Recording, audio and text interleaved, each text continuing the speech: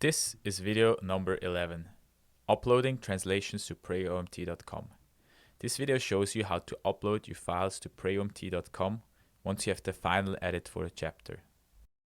So what you want to do is you go to the prayomt.com website. Just put in prayomt in your browser and you'll arrive here. What you then want to do is to log in. And if you don't have a login yet, just register. Now, where you want to have access to is the contributor portal. So just click here on the contributor portal if it shows up. By default, you will not have this option because Prayomt wants to verify that you are translating and who you are for security reasons before they give you backend access. So you can get this by contact the website host. Just put in your name, your email, and write why you are, or like what are you doing that you're translating. Maybe give a reference, and then they will verify you and will give you access to the contributor portal. So you can press on it and you will see your dashboard showing up here with different translations. Here we see Kujale, we see Zurich German, and there's some books that are started. Now, the second way to give somebody access would be to go to Manage User, and then there's an option to add a new member. So you just select them from a list. This is once you have access. You'll be able to add more users to your team to translate.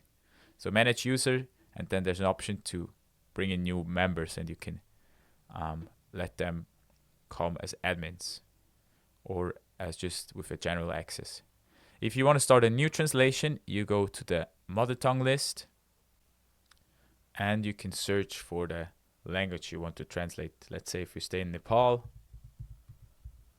and we want to translate the Buel language, I'm not 100% sure how you pronounce it, then you would select this and you could select the book that you're translating and create a new translation team. Click here and it will open this field here. You can write in your completion goal date.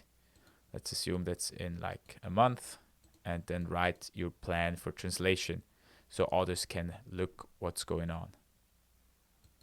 So we've already done this. That's why on our dashboard we have access to Zurich German. And if you have the surface here, you want to start another book, and you can select the right book and you can start to then translate. So started would be today. Completion goal, let's say it's in end of June. We want to translate Exodus, and we describe our plan here. So that's how you would start a new translation. We already started Luke, so I'm going to Luke by clicking on it, and here I have the overview over how much is completed and over all the chapters. So if you go to one chapter, you just see the options to upload a new file. So that's what we want to do with Luke 10. So I can see down here that there is the option to upload a new file. So I'll click on it. And this drag and drop window opens here. I will go to my folder where I have my final edits. And I'm gonna upload both of them, which are the full chapter of Luke 10. Well, we start with the first one then. Now, this will open up a new window down here with a lot of options. So first of all, it says that chapter and verse are not set. So you want to go down here and you want to set the right verses, which will be in this case verses 1 to 5. You can verify this with the file name here. You can even listen to it. And you can save it. And now the red color is gone. Now what you want to confirm as well is that it was community checked and that there were 3 mother tongue translators. So once you checked these boxes, it will actually be accepted by the system. Now we want to upload the second part of this chapter.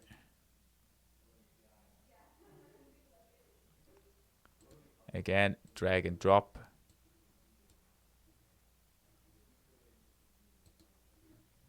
Now we see verse and chapter are not set. So we select the right one. We see it's 6 to 42. So I fill in 6 to 42. I'm going to save it. And I make sure that the community check is confirmed, if it was apparently, and that there were 3 mother tongue translators translating on it. Now we see that both of them are green, so they are accepted. And now we see that there's a little bar here that was raised, and it already adapted for the first. And when I move around here, you see how it accepts my translation.